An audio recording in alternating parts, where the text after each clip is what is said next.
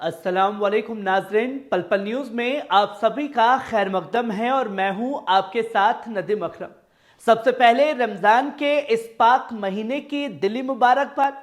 ये महीना रहमत, मागफिरत और बरकतों का महीना है। ये वो वक्त होता है जब मुसलमान अपनी रूह को पाक करते हैं, सब्र और शुक्र को अपनाते हैं और दूसरों की मदद के लिए आगे बढ़ते हैं। रमजान सिर्फ रोजा रखने और इबादत का नाम नहीं, बल्कि वो मौका है जब इंसान अपने गुनाहों से तौबा करता है, अपने नफ्स को कंट्रोल करता है और मजलूमों के लिए दुआएं करता है। इस महीने की हर घड़ी बरकतों से भरी होती है और इसी वजह से इस साल को सबसे पाक और अफजल महीना कहा जाता है। आज 2 फरवरी है और मैं हाजिर हूं 12 बड़ी खबरों के साथ जो दुनिया भर में हो रही अहम सरगर्मियों पर रोशनी डालेगी। आइए बिना वक्त गवाए शुरू करते हैं आज की खबरों का सिलसिला, जो कि आप पहली खबर अपनी स्क्रीन पर देख रहे हैं। गजा में फिलिस्तीनियों ने मुबारक रमजान के आगमन का जश्न मनाया। गजा में इस बार रमजान का महीना इंतहाई मुश्किल हालात में आया है। इजराइल की बमबारी और तबाही के बावजूद फलस्तीनी कौम अपने ईमान और हौसले से पीछे नहीं हटी है। दोस्तों, मस्जिदों में रौनक कम सही, लेकिन लोगों के दिलों में रमजान की बरकतें और रूहानियत कायम है। रमजान के इस मुबारक महीने में गजा के मुसलमान दुआओं में मसरूफ हैं कि ये जुल्म खत्म हो और उनके मुल्क में अमन कायम हो। बच्चों की हंसी, रोजा इफ्तार के लम्हे और सेहरी की तैयारी, ये सब बताता है कि फिलिस्तीन मौत के साए में भी जिंदगी जीना नहीं भूले हैं। इजरायली हमलों से हजारों घर तबाह कर दिए, लेकिन इरादों को नहीं तोड़ पाए। गजा की गलियों में आज भी बच्चे चांद रात की खुशियों का एहसास करते हुए इफ्तार की दावत भले ही सादा हो, लेकिन उन्होंने बरकत शुक्र मौजूद किया है। फिलहाल रमजान के इस मुबारक महीने में हमारी भी यही दुआ है कि गजा में जल्द अमन आए और बेगुनाहों पर हो रहे जुल्म का खात्मा हो। वहीं आप दूसरी खबर देख सकते हैं। रमजान की पहली शब मस्जिद अल अक्सा में इशा और तरावी की पुरनूर मंजर देखा गया। रमजान का मुबारक महीना शुरू होते ही मस्जिद अल अक्सा की रोशन हो गई है। पहले ही दिन हजारों फिलिस्तीनी मुसलमानों ने मस्जिद में जमा होकर इशा और तरावी की नमाज अदा की। अल-अक्सा की फिजाओं में तकरीब, तिलावत और इबादत की सदाएं गूंज उठी हैं। इजराइल की सख्त पाबंदियों के बावजूद फलस्तीनी ईमान और जज्बे के साथ अल्लाह की बारगाह में सजदा करने पहुंचे। मस्जिद के आंगन में सफे बनी, रोशनियों में डूबी अक्सा की दीवारें और हजारों अकीदतमंदों की आंखों से छलकते अश्क में इस बात की गवाही दे रहे हैं कि जुल्म साहिब में भी ईमान सुखद रहता है। रमजान सिर्फ रोजों और इबादत का महीना नहीं, बल्कि सब्र, इस्तकामत और मजलूमों के लिए दुआ करने का भी महीना है। इबादत के दौरान मुल्क और उम्मत मुस्लिम के खास दुआएं की गई ताकि जुल्म को दौर खत्म हो, मस्जिद अल अक्सा पर अमन सलामती बरकरार रहे। वहीं आप तीसरी खबर भी देख सकते हैं। तेल अवीव में इजरायली एहतजाज, अफराद ने खुद को जंजीरों से बांधा। इजराइल में हुकूमत के खिलाफ एहतजाज तेज होता जा रहा है। तेल अवीव की सड़कों पर हजारों अफराद जमा हुए और नेतन्याहू हुकूमत के खिलाफ नारे बुलंद किए। एहतजाजी अफराद में से कुछ ने खुद को जंजीरों में बांध लिया ताकि यह पैगाम दे सके कि जब तक हुकूमत जंगबंदी और कैदियों के तबादले का मुआहदा मुकम्मल नहीं करती, तब तक वो अपनी मुहिम जारी रखेंगे। एहतजाज में शामिल अफराद का कहना है कि नेतन्याहू की सियासत अब इजराइल के लिए खतरा बन गई है। वो हुकूमत से मुतालबा कर रहे हैं कि जितनी जल्दी मुमकिन हो तमाम मराहिल मुकम्मल किए जाएं ताकि लड़ाई का खात्मा हो और जो इजरायली कैदी हैं उन्हें वापस लाया जा सके। तेल अवीव की सड़कों पर पुलिस और एहतजाजी अफराद के दरमियान तनाजा भी देखने को मिला, जहां पुलिस ने एहतजाज रोकने की कोशिश की, लेकिन अफराद ने अपनी जगह नहीं छोड़ी है। और ये उस मुल्क का हाल है जो अपने आप में कहता है कि भैया वो ये जंग जीत चुका है। वही आप चौथी खबर देख सकते हैं। रमजान का पहला रोजा और फलस्तीनी मुसलमानों के लिए एक और मुश्किल इम्तिहान। मकबूजा पश्चिम किनारे में हजारों फिलिस्तीनियों ने इजरायली चेक पॉइंट्स पर ही रोजा इफ्तार किया, क्योंकि इजरायली फौज ने उन्हें उनके घरों और मस्जिदों तक पहुंचने की इजाजत नहीं दी। इफ्तियार का वक्त हुआ। لیکن نہ کوئی دسترخوان، نہ کوئی سکون، صرف انتظار، رکاوٹیں اور بندشیں۔ نظارہ کچھ ایسا تھا کہ بچے، بوڑھے اور جوان سب سڑکوں پر بیٹھے، کھجور اور پانی سے روزہ کھولا۔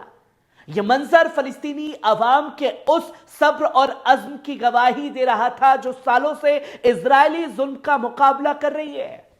فلسطینی کہتے ہیں کہ رمضان رحمت اور برکت کا مہینہ ہے، لیکن مقبوضہ علاقے میں یہ امتحان اور عزم کا مہینہ بھی بنتا جا رہا ہے۔ ہر سال اسی طرح چیک پوائنٹس پر گھنٹوں رکنا، مسجد الاقصی تک نہ پہنچ پانا اور زمین پر بیٹھ کر افطار کرنا ان کی تقدیر بنا دی گئی ہے۔ مگر ان تمام مشکلوں کے باوجود فلسطین اپنا ایمان اور اسلامی روایت سے پیچھے نہیں ہٹتے۔ اللہ سے دعا ہے کہ رمضان کے اس مبارک مہینے میں ان پر رحمتیں برسے اور اس ظلم کا خاتمہ ہو۔ وہیں آپ 5ویں خبر بھی دیکھ سکتے ہیں، اسرائیلی وزیر اعظم کے دفتر کا اعلان۔ اسرائیلی وزیر اعظم نیتن یاہو کے دفتر سے جاری ایک اہم بیان میں کہا گیا ہے کہ امریکی صدر کے نمائندے اسٹیو وٹکوف کے پیش کیے گئے فریم ورک کو منظور کر لیا گیا۔ اس کے مطابق رمضان اور پاس اوور کے دوران ایک عرصی معاہدہ جنگ بندی کا اعلان کیا گیا۔ اس تجویز کے پہلے دن آدھے زندہ یرغمالیوں اور شہداء کے اجساد کو رہا کیا جائے گا۔ اگر اس عرصی جنگ بندی کے آخر تک مسلسل جنگ بندی پر کوئی معاہدہ طے ہو جاتا ہے تو باقی بچے قیدیوں اور شہداء کے اجساد کو رہا چھوڑ دیا جائے گا۔ امریکی نمائندے اسٹیو وٹکوف نے کہا کہ جنگ کا مکمل خاتمہ اس وقت ناممکن لگتا ہے، اس لیے جنگ بندی کی میعاد بڑھائی جا سکتی ہے تاکہ مسلسل جنگ بندی پر معاہدے کے لیے اور وقت مل سکے۔ اسرائیلی حکومت کا دعویٰ ہے کہ حماس بار بار سمجھوتے کی خلاف ورزی کر رہا ہے، لیکن اسرائیل نے کوئی خلاف ورزی نہیں کی۔ بیان میں یہ بھی کہا گیا ہے کہ اگر 42 دنوں میں بعد اسرائیل یہ سمجھے کہ بات چیت بیکار ہو رہی ہے تو وہ دوبارہ جنگ شروع کر سکتا ہے۔ اس شرط کی تصدیق نہ صرف پچھلے امریکی انتظامیہ بائیڈن ایڈمنسٹریشن نے کی تھی، بلکہ ٹرمپ انتظامیہ کی بھی حمایت حاصل ہے۔ حالانکہ اسرائیل نے اس سمجھوتے کو قبول کر لیا ہے، مگر اب تک حماس نے اسے ماننے سے انکار کیا ہے۔ اسرائیلی حکومت کا کہنا ہے کہ اگر حماس اپنے موقف میں تبدیلی لاتا ہے تو اسرائیل فوراً اس منصوبے کی تفصیلات پر معاہدہ کرنے کے لیے بات چیت میں داخل ہوگا۔ وہیں آپ 6ٹھی خبر بھی دیکھ سکتے ہیں، اگر جنگ بندی ناکام ہوتی ہے تو اس کی وجہ صرف نیتن یاہو اور اسرائیل کا نسل کشی کو جاری رکھنا ہوگا۔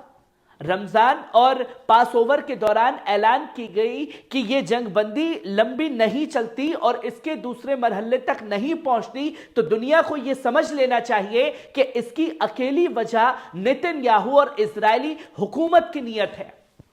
یہ جنگ بندی ایک سیاسی چال سے زیادہ کچھ نہیں ہے دوستو، جس کا مقصد صرف وقتی دباؤ کو کم کرنا، اور جبکہ اسرائیلی اپنی نسل کشی کی مہم سے پیچھے نہیں ہٹنا چاہتا۔ اسرائیلی حکومت نے ہمیشہ ہی جنگ بندی کے نام پر اپنا ایجنڈا آگے بڑھایا ہے۔ ہر بار بات چیت اور معاہدوں کے باوجود اسرائیل نے حملے جاری رکھے اور فلسطینی عوام کو موت، تباہی اور مجبوری میں جینے کے لیے چھوڑ دیا گیا ہے۔ اس بار بھی اگر جنگ بندی ٹوٹتی ہے تو اس کی وجہ نہ حماس ہوگا، نہ کوئی اور طاقت، بلکہ خود نیتن یاہو کی جنگی سیاست اور اسرائیلی حکومت کا فوجی ایجنڈا ہوگا۔ اور یہ اسرائیلی اخبار ہیریٹیج کا کہنا ہے۔ اس جنگ بندی کے نقشے کے تحت پہلے ہی دن آدھے قیدیوں اور شہداء کے اجساد کی رہائی کی بات کی گئی تھی، لیکن اسرائیل نے یہ بھی شرط رکھی تھی کہ اگر 42 دنوں تک مسلسل جنگ بندی کا معاہدہ نہ ہوا تو وہ دوبارہ جنگ شروع کر دے گا۔ یعنی جنگ بندی بھی ان کے ہاتھ میں، جنگ کی باغ ڈور بھی ان کے ہاتھ میں۔ اسرائیل پہلے بھی جنگ بندیوں کی خلاف ورزی کرتا رہا ہے، جبکہ حماس پر الزامات لگا کر اپنے منصوبوں کو آگے بڑھاتا رہا ہے۔ مگر دنیا کو اب حقیقت سمجھنی ہوگی، اگر یہ جنگ بندی ناکام ہوتی ہے تو صرف اور صرف اسرائیل کی بربر سیاست کی وجہ سے ہوگی۔ وہیں آپ 7ویں خبر بھی اپنی اسکرین پر دیکھ سکتے ہیں، امریکہ نے اسرائیل کے لیے $4 ارب کی فوجی مدد تیز کر دی ہے۔ इजराइल को अमेरिका से मिलने वाली फौजी मदद एक बार फिर तेज कर दी गई है दोस्तों। अमेरिकी सेक्रेटरी ऑफ स्टेट ने ऐलान किया है कि करीब $4 अरब की फौजी मदद को फौरन रवाना किया जा रहा है, जबकि ट्रंप इंतजामिया अब तक $12 अरब के बड़े हथियार सौदे की मंजूरी दे चुकी है। अमेरिकी सेनेटर मार्को रूबियो ने बयान जारी कर कहा कि उन्होंने इमरजेंसी अथॉरिटी का इस्तेमाल करते हुए इस मदद को तेज करने की दस्तखत कर दी है। उन्होंने यह भी कहा कि बाइडेन इंतजामिया ने इजराइल के हथियारों और गोला बारूद की सप्लाई पर जो पाबंदी लगाई थी उसे डोनाल्ड ट्रंप ने खत्म कर दिया। रूबियो के मुताबिक यह इस बात की निशानी है कि इजराइल को सबसे बड़ा हिमायती व्हाइट हाउस में सिर्फ ट्रंप से मिला है। बयान के मुताबिक ट्रंप इंतजामिया ने एक और बड़ा कदम उठाते हुए बाइडेन दौर के और मेमोरेंडम को खत्म कर दिया है, जिसमें इजराइल को मिलने वाली फौजी मदद पर सियासी और बेबुनियादी शर्तें लगाई गई थी। रूबियो का दावा है कि इजराइल इस वक्त कई मोर्चों पर जिंदा रहने की जंग लड़ रहा है और अमेरिका उसकी सिक्योरिटी के लिए हर मुमकिन मदद करेगा। इस नई फौजी मदद के तहत इजराइल को अतिरिक्त मिसाइल सिस्टम, हथियार और गोला बारूद मुहैया कराया जाएगा ताकि वे ईरान और दूसरे दुश्मनों के साथ मुकाबला कर सके। वहीं आप 8वीं खबर भी अपनी स्क्रीन पर देख सकते हैं। आयतुल्लाह खमेनी का पैगाम। ईरान के supreme leader Ayatollah Ali Khamenei साहब ने साल 2022 में यूक्रेन की सूरत हाल पर एक अहम बयान दिया था, जो आज भी सियासी हालत के लिए एक बड़ी हकीकत साबित हो गया है। खमेनी ने कहा था कि यूक्रेन की सूरत हाल दो बड़े सबक देती है। जो हुकूमतें अमेरिका और यूरोप पर एतमाद करती हैं, उन्हें जान लेना चाहिए कि इनकी हिमायत सिर्फ एक सहारा का शराब है, कोई हकीकत नहीं। उन्होंने यूक्रेन अफगानिस्तान की मिसाल देते हुए कहा कि आज का यूक्रेन वही है जो कल का अफगानिस्तान था। इन दोनों के ममालिक के सदर अपने मुल्क की हिफाजत के लिए अमेरिका और मगरिबी हुकूमतों पर इन्हासार करते रहे, लेकिन जब सबसे मुश्किल वक्त आया तो इन्हें तन्हा छोड़ दिया गया। खामेनी का यह बयान एक बार फिर इस्लामी दुनिया और आजाद ख्याल ममालिक के लिए एक पैगाम है कि अमेरिका और यूरोप की दोस्ती सिर्फ अपने मुफाद तक महदूद होती है। जब तक उन्हें अपना फायदा नजर आता है वो साथ होते हैं, लेकिन जैसे ही हालत बदलते हैं वो अपने हमी कहे जाने वाले को छोड़ देते हैं। वहीं आप 9वीं खबर भी देख सकते हैं। शुमाली वजिस्तान में पाक की फौज के काफिले पर खुदकुश हमला हुआ है। 8 फौजी हलाक हुए, कई जख्मी हुए। पाकिस्तान के सूबा खैबर पख्तनख्वा के शुमाली वजीरिस्तान में एक संगीन खुदकुश हमला पेश आया है। रिपोर्ट्स के मुताबिक एक खुदकुश हमलावर ने बारूद से भारी ट्रक पर हमला किया और नतीजे में 8 पाकिस्तानी हलाक हो गए, जबकि कई दूसरे शदीद जख्मी हो गए। हमला इतना शदीद था कि धमाके की आवाज दूर दूर तक सुनी गई। पाक फौज और सिक्योरिटी फोर्सेस ने इलाके को घेर लिया और जख्मियों को फौरन अस्पताल में मुंतकिल किया जा रहा है। अब तक किसी तंजीम ने इस हमले की जिम्मेदारी कबूल नहीं की है, लेकिन अंदेशा जताया जा रहा है कि इसके पीछे दहशतगर्द तंजीमों का हाथ हो सकता है, जो इस इलाके में पहले भी इस तरह की कार्रवाइयां करते रहे हैं। वहीं आप 10वीं खबर भी अपनी स्क्रीन पर देख सकते हैं। ईरान ने सख्त की गई इजरायली जहाज को नई फुटेज। ईरान ने एक बार फिर इजराइल को बड़ा पैगाम देते हुए उस इजरायली जहाज की नई फुटेज जारी की है, जिसे ईरानी रिवोल्यूशनरी गार्ड्स ने गुज़िश्ता साल हुर्मुज के करीब जब्त किया था। रिपोर्ट के मुताबिक ईरान ने मई 2023 में जहाज के तमाम अमला को रिहा कर दिया था, लेकिन जहाज अब भी ईरानी तहवील में मौजूद है। ईरानी हुकाम का कहना है कि इस जहाज की जब्ती एक सिक्योरिटी और कौमी मुफाद का मामला है और जब तक तमाम हालत वाजे नहीं होते इसे छोड़ने का कोई इरादा नहीं है। दूसरी तरफ इजरायली हुकूमत अब तक इस पर कोई बड़ी कार्रवाई करने में नाकाम रही है दोस्तों। वहीं आप 11वीं खबर भी अपनी स्क्रीन पर देख सकते हैं। इजराइल अमेरिका पर दबाव डाल रहा है कि सीरिया को कमजोर और तकसीम रखा जाए। एक चौंकाने वाली रिपोर्ट सामने आई है। जिसमें यह दावा किया गया है कि इजराइल अमेरिका पर दबाव डाल रहा है कि सीरिया को हमेशा कमजोर और तकसीम शुदा रखा जाए। यह रिपोर्ट रॉयटर्स की तरफ से जारी की गई है, जिसमें बताया गया कि इजराइल तुर्की के बढ़ते असर को रोकने के लिए रूस की फौजी छावनियों की भी हिमायत कर रहा है। यानी जहां तक एक तरफ अमेरिका खुले तौर पर रूस के खिलाफ सख्त रवैया अपनाए हुए है, वहीं इजराइल अमेरिका को यह यकीन दिलाने की कोशिश कर रहा है कि सीरिया में रूस की मौजूदगी तुर्की को काबू में रखने के लिए जरूरी है। रिपोर्ट के मुताबिक इजराइल नहीं चाहता कि सीरिया में तुर्की का असर बढ़े, क्योंकि इससे पूरे इलाके में इख्वान अल मुस्लिमीन जैसे जज्बाती इस्लामी ग्रुप को मजीद ताकत मिल सकती है। यही वजह है कि इजराइल एक कमजोर मगर काबू में रहने वाले सीरिया के एजेंडे को आगे बढ़ा रहा है।